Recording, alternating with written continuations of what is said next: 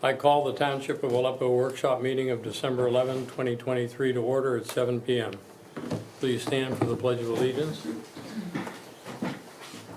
I pledge allegiance to the flag of the United States of America and to the republic for which it stands, one nation, under God, indivisible, with liberty and justice for all. Roll call, please. President Jones. Present. Commissioner O'Dara. Present. Commissioner Richard. Present. Commissioner Haluka. Here. Solicitor Stone. Here. Manager Patterson. This meeting will be recorded, as are all others, and uploaded to YouTube. Do I hear a motion to approve the November 20, 2023 legislative meeting minutes? So moved. Second. Any discussion? All in favor? Aye. Opposed? Motion passes. Old business, Manager Patterson.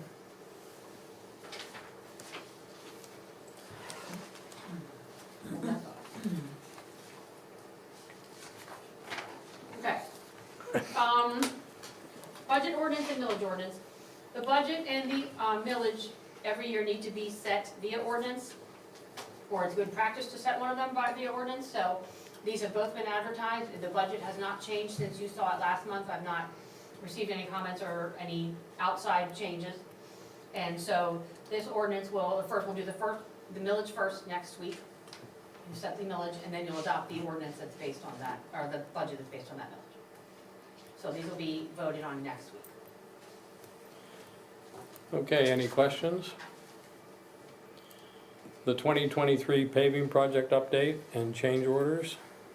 So they have been working on the parking lot for the last couple weeks, and it's been fun. And they're not, this parking lot is not gonna get paved this season.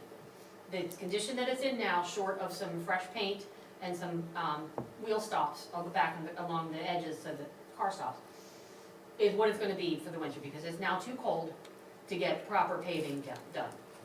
So they patched it today and tried to roll in all the digs and shoot up spots.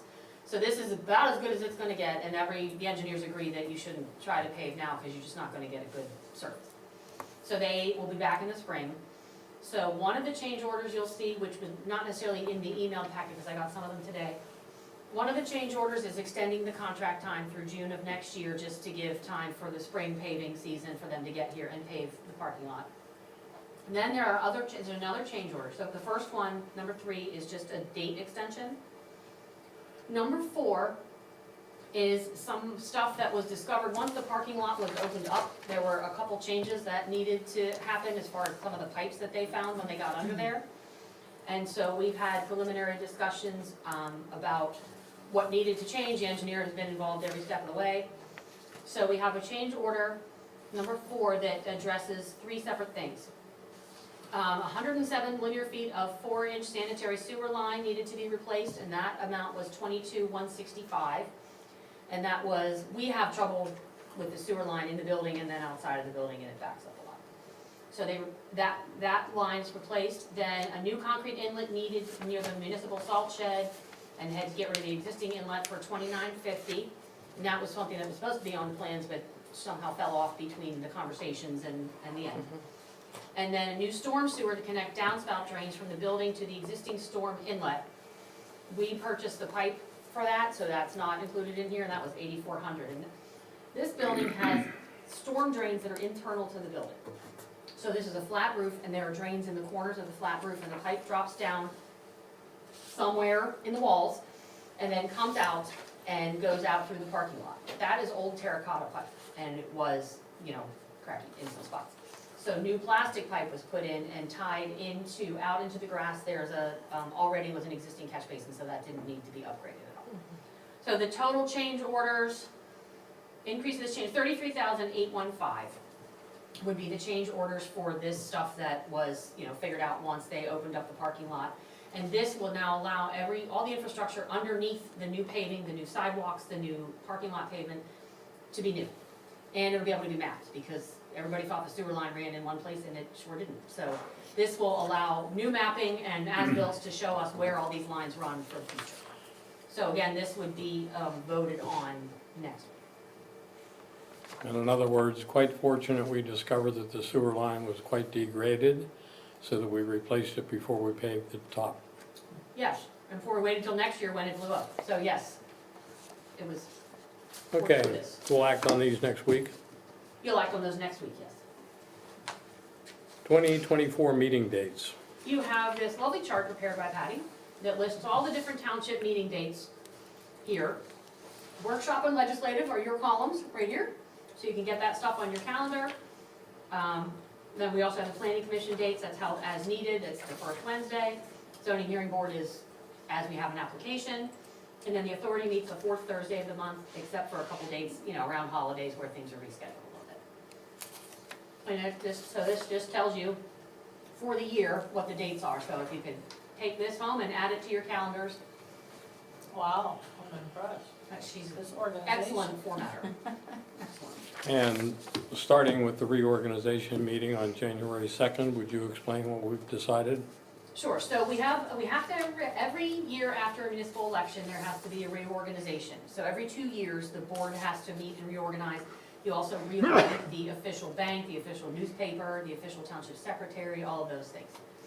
So that meeting has to be held the first Monday. Monday after Unless- election. However, unless if it's it's a a holiday, holiday. then it goes to the next day, the next Tuesday. So Monday's a holiday. So the reorganization meeting is January 2nd this year, so please add that to your calendars. If all goes well and we have a quorum for that, we would be combining that reorganization and our workshop meeting. So there's a chance we may not hold our January workshop, but what remains to be seen, as long as we can meet on the 2nd. And if we do cancel the workshop because we already handled everything, it'll be posted on the website and on the door, so for any takers. Have we covered all the bases? Yep. Good. Reappointments to boards and commissions. That's another thing that happens annually. All the terms on the planning commission, the zoning hearing board, the authority, they're all staggered staggered appointments. So every year you'll have a few that you need to reappoint. And everyone who's currently sitting, we've heard from 4 out of the 5 open seats. Everyone who's currently sitting has expressed an interest in being reappointed. We have one person who had a question about the term, but I'm going to talk to him. So it's likely that all 5 sitting people will be interested in being reappointed. It was advertised also, so that if anybody else was interested in throwing their hat in the ring, but I've not received any interest from anyone other than the people who are already serving. Okay, and then we had one resignation from the zoning hearing board, so we have an opening. Yes, that is a different one, so that, I will put that opening on our website and we'll just start word of mouth. The zoning hearing board meets as needed, so generally it's not been more than twice a year, it's usually about once a year. And that is the board that serves to hear requests for variances from our zoning ordinance. So if somebody wants to build a shed too close to their lot line, or they want to put an addition that's 7 stories tall, they come into that board and request a variance from our existing zoning ordinance and having to meet different hardship criteria. And a person who serves on the zoning hearing board cannot serve on any other position in the township, so they can't also serve as a commissioner or as on the authority or anything like that. Any questions or other discussion about the reappointments, the zoning board, or the next subject, ordinance amendment to police pension plan? The ordinance, so we have the police pension plan, we have 5 retired officers who draw from this plan. We don't have any active, members on this, but we do have 5 people drawing from the existing plan.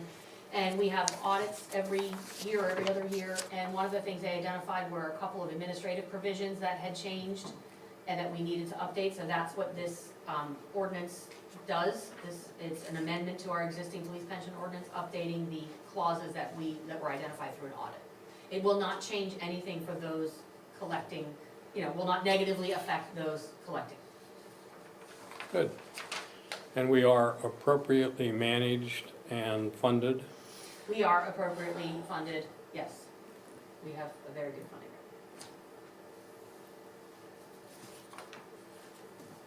We have a proposal from the Cohen Law Group regarding cable franchise fee agreements, which we've seen before. Mr. Solicitor, do you have a comment?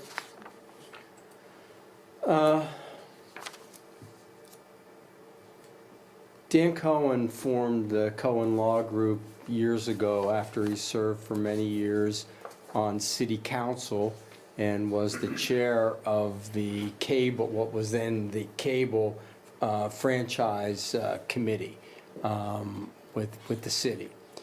He comes with a lot of experience, and since then, he's spent at least 25, maybe 30 years reviewing cable franchise agreements and through all their iterations with wireless and with the internet. So I would say the Cohen Law Group is probably, in terms of having the expertise in this particular area, they're probably one of the most experienced in the state. That said, there's no reason why you have to use them. What typically happens is that the COG forms a group and then divides up the cost of the legal fees amongst the members who choose to participate. The alternative is you can have me do it. My experience is some municipalities like me to do it instead of the group, but at the end of the day, I think it generally costs me more time and more effort to get up to speed on things that someone like the Cohen Law Group does every day for all kinds of municipalities. So I can't tell you what to do, but I can tell you that our experience with the Cohen Law Group over the years has been quite good. Would you agree with that? I would. We've used them in the past, in prior years, and this is through the COG. This is a proposal basically Okay. through the COG. So there aren't really three options, there are two options. One is to use internal counsel, and the other is to use Cohen, which is in essence the COG. Yes, and there's a group And the discount for COG, differentiation number of in COG members. the final terms is, I mean, The do I amount make of- that? The amount of discount depends on how many are in the group. Okay. But traditionally, have you seen the Cohen Group negotiate a better agreement for a municipality or the same?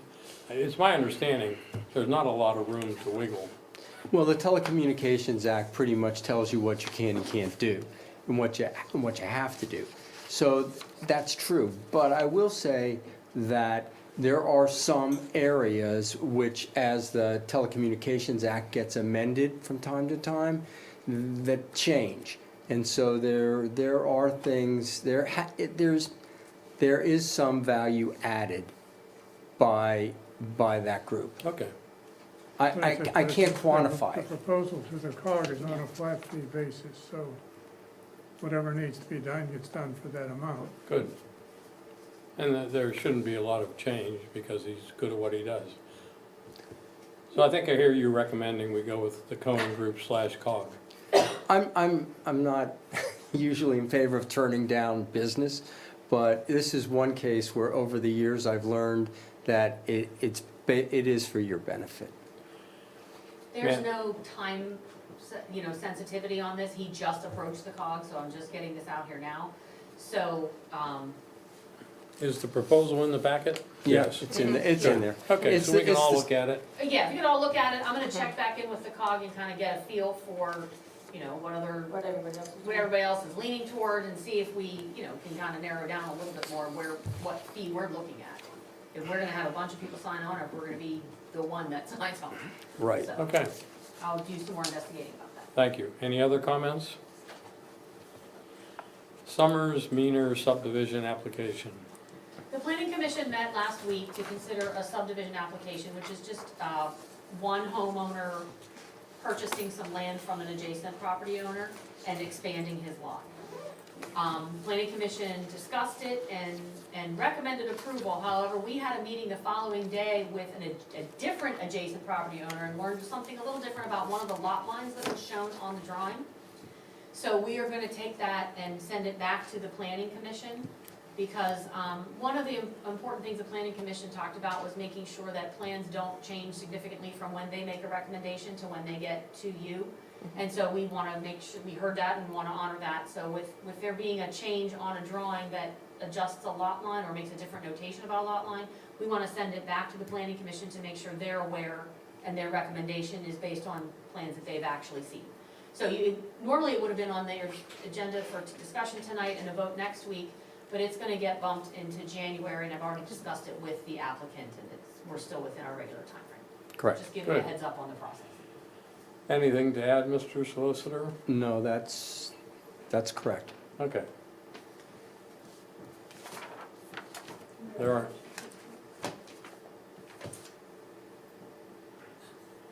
Do we have any citizen communications? No. Is there any other new business? Then we are adjourned.